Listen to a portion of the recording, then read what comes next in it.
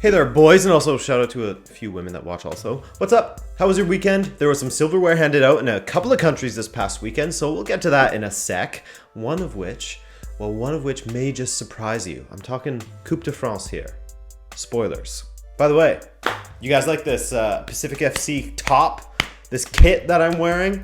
Canadian Premier League started this past weekend, a historic weekend, professional football league in Canada, and guess which team now has the most wins in Canadian Premier League history, the league that started just this weekend. That's right, Pacific FC, the first team to get a win in the Canadian Premier League. Let's go. Liverpool got the English Premier League weekend kicked off for everyone, taking on the L Factory at Anfield, that's Huddersfield. A match that you would assume they would destroy given that Huddersfield have been terrible and they have absolutely nothing to play for. Huddersfield in a relegation fight? Now that would be a different story. But they're dead already. So the story of this one was domination from the off, with Liverpool taking just 15 seconds to score via Naby Keita, the fastest they've done so in the Premier League era. This one ended up 5-0, with all of Liverpool's scorers being from Africa. In fact, Salah got a brace, as did Mane. Sturridge, who stepped in for Firmino, who apparently has a slight muscle tear. Well, Sturridge didn't do a whole lot, unfortunately. So if Firmino is out for Liverpool next week in the Champions League, well, this week in the Champions League, then that will be a massive loss. But Liverpool fans have got to feel optimistic given that Mane and now Salah are in great form. Easy opposition this past weekend, of course, so you got to be realistic there. Oh, and a big welcome back for Alex Oxlade-Chamberlain, who made his return after over a year of being on the sidelines with multiple different injuries to his knee. Tottenham hosted West Ham at Spurs Stadium, Fortress Spurs Stadium actually, as they had won every match there and hadn't conceded a single goal. Fortress Spurs Stadium, where Ajax would be visiting on Tuesday night. And while Tottenham carried most of the play, West Ham have been playing quite well lately and have been on the wrong end of some calls, or non-calls in some cases. Well, they were decent once again though. Felipe Anderson was a problem early and they relied on counters throughout. Spurs had great chances through Son, etc., the usual suspects for them, but they either blew him or Fabianski stifled them. He's been playing so well this season, and I feel like he doesn't get the plaudits he deserves, that Fabianski. But anyway, West Ham found their way through Spurs' backline more and more in the second half, and Mikel Antonio did brilliantly to chest the ball down into his path and beat Lloris with the eventual winner. Tottenham's first goal conceded at the new stadium and first loss at the stadium as well. Obviously, you got to concede to lose, right? Too little too late for Fulham as they won their third match in a row against fellow promotees and likely relegation buddies, Cardiff. Since Fulham have known that their fate lies in the Championship next season, they've won every single game. Bournemouth and Southampton played out an absolute no-you of a match, neither team willing to die, and an 86th minute equalizer from Callum Wilson topped off the 3-3 affair. Callum Wilson, by the way, 2 goals and an assist in this one, 14 goals and 9 assists on the season, and that was his 6th match in which he's had both a goal and an assist in the Premier League. Wolves got revenge on Watford, revenge for the FA Cup semi, of course, with Raul Jimenez and Diogo Jota scoring for Wolves, of course. In fact, Jota set up the Jimenez opener, and that was Jota's 5th assist of the season, and every single one has been to Jimenez. Now on Sunday, Arsenal went away to Leicester. Already when I say Arsenal went away, let me fix the lighting here because this is bad, but I'm sure that saying that they went away gets the heart rate up for many Gunners fans. Their away form has been famously crap, and guess what? Nothing new this weekend for the Arsenal at the King Power Stadium, as not only did they have Maitland-Niles sent off in the 36th minute, but even prior to that, they barely showed up and Leicester were the better team. The second yellow for Maitland-Niles was a little weak when watching it in half speed, so there's some cause for frustration there. In the second half, it was Yuri Tielemans who found the breakthrough. What a success he's been at Leicester, and he came close later with a curling effort. Then, a hoof forward by Schmeichel bamboozled Socrates and Koscielny, and his effort went off the bar. Vardy's effort went off the bar, but he headed home. Then he got the third in stoppage time from a Ricardo squared ball, a tap-in, meaning Vardy has scored more Premier League goals than any other player since Brendan Rodgers has arrived at Leicester. 10 goals in his last 9 matches. Man City had an extremely important clash with Burnley at the Westeros stronghold Turf Moor, and a characteristically frustrating one as Tom Heaton, you know how he loves to become the best shot stopper in the world every once in a while. Sometimes he just looks unbeatable, and it took a Sergio Aguero goal in the 63rd minute to get the breakthrough. only via goal line technology though, as it was just 21 millimeters over the line. Deserved goal though. City had a penalty shout earlier that wasn't given, so a fair result in the end as City reclaimed first place. So now, Liverpool fans will be hoping that either Leicester City or Brighton will steal some points off of them. Leicester are of course playing quite well, while Brighton will potentially be fighting for their Premier League lives. Never an easy scenario for the opponent of a team that's fighting for its life. United and Chelsea played on Sunday and were mainly playing to get themselves a 4th place finish, but clearly the ongoing meme of nobody wanting 4th place has gone from meme to reality all of a sudden. Arsenal lost, Spurs lost, and United and Chelsea? Well, United started quite well, and Lukaku sort of showed Solskjaer that, hey, I know you want to sell me probably, but if Pogba goes, I'll be the CM. His flicked ball over the top to Luke Shaw was cut back, and Mata found the breakthrough. Great pass by Lukaku. But just before the half, Rudiger tested David De Gea's hands, hitting him with his absolute nemesis these days, a strike close to the ground with power. This one dipped, a little bit different from the others, but he's messed it up. How far he's fallen. It's surreal. Marcos Alonso was there to tuck in the rebound, and 1-1 was the final score. I can't believe what's going on with David De Gea. So 1-1 was the final score there. Yet another after you by the teams that are playing for 4th. Just cancel that position already. So with that, the table looks like this with 3 matches remaining. City are still top by 1 point. They have 92 to Liverpool's 91. Isn't this madness? Spurs and Chelsea round out the top 4, while Arsenal are 5th with a 1-point lead on United. In Germany, we had a very wild weekend, my friend. No place more wild than the Westfalenstadion or Signal Iduna Park, where the Revierderby really kicked off between Borussia Dortmund and Schalke. With Dortmund 1 point behind Bayern going into this, you just knew that Schalke would love to really do some damage to Dortmund's title ambitions, and by all accounts, they did. Götze got Dortmund ahead early thanks to an insane ball from Jadon Sancho, but Schalke rallied and scored twice in 10 minutes to make it 2-1. In the 60th minute, it really got crazy when Marco Reus was given a red for a challenge from behind that I personally thought was kind of soft. Somewhere between a yellow and a red. If it was just a yellow, I'm not too sure there would have been too many calling for an expulsion, as yes, it was cynical, but it was more just clumsy in my opinion. But the referee was right there to see the studs on the Achilles, and that was enough for him.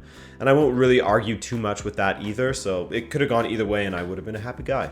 5 minutes later, and Marius Wolf was sent off for Dortmund. I found this one to be more cut and dry as he lunged in from behind with a whole lot of intent, and I mean, it stopped a Schalke break the other way, so I know intent isn't in the laws of the game, but he looked like he was purposely trying to hurt his opponent with a lunging studs up tackle from behind on his ankle. Red card, my friend. And in between those 2 red cards, Daniel Caligiuri made it 3-1 for Schalke. Axel Witsel made it interesting in the 84th minute, clawing it back to 3-2, but Breel Mbolo killed the match late. I was watching it and tweeting about how Witsel made it very interesting, despite Dortmund being down to 9 players, and then they pushed far too many of those 9 players forward, and Mbolo punished them. As soon as I wrote that tweet, Mbolo scored, and it wasn't interesting anymore. Eintracht Frankfurt's form continues to dip in the Bundesliga as they are winless in 3 after an incredible run in 2019. The pre-Benfica era.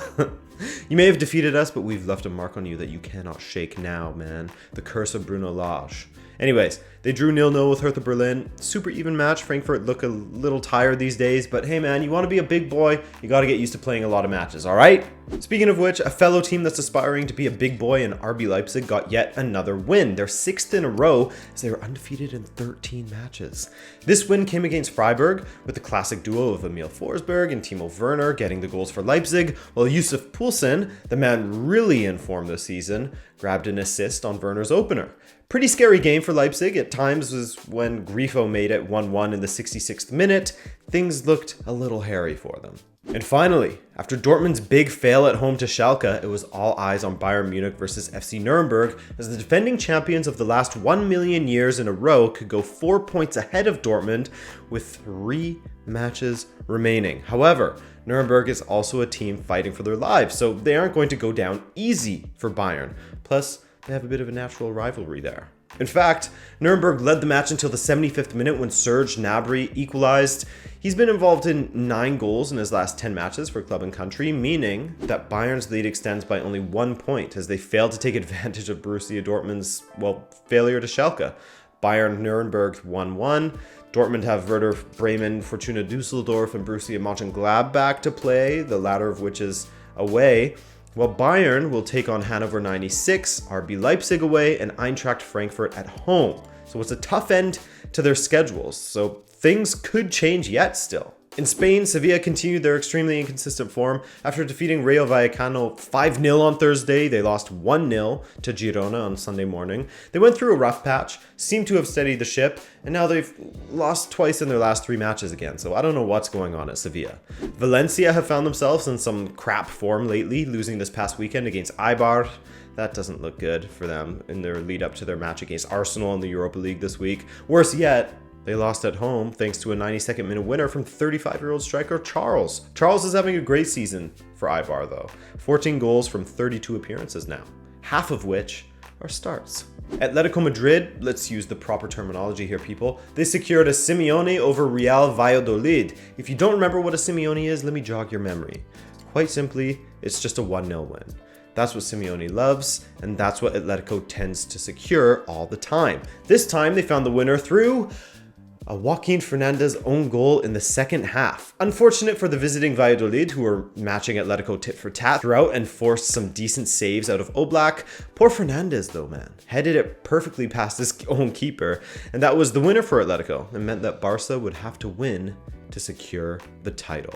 Ooh, would they be up to the challenge? Spoiler alert, they did win, though it took the introduction of Lionel Messi in the second half in order for Barcelona to find the breakthrough, to get it over the line against 16th placed Levante. Barca had opportunities with the likes of Coutinho coming close in the first half, but ultimately misfiring straight at the keeper or off of the bar. Choose your own adventure there. In the second half, some messy defending from Levante led to Vidal nodding the ball to Lionel Messi, who slotted for what would be the title-winning goal for Barcelona. They did have a scare in the 88th minute when Levante hit the post, but they held on for what was their 26th league title and their 8th in the last 11 years, which is wild. That's some Spanish domination. By the way, Messi's winner means that he has rescued 17 points for Barcelona this season in the league now, which is quite impressive. Elsewhere, Real Madrid went away to Rayo Vallecano and lost.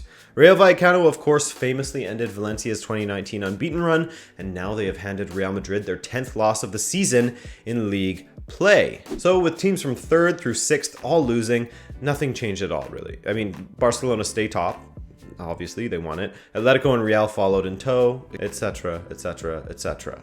As I said last week, I think we're doing okay in Italy. I mean, there was the Derby d'Italia, which ended 1-1 and saw Ronaldo score his 600th club goal. That's cool. By the way, Messi's on Saturday was his 598th, so the insane race continues between those two.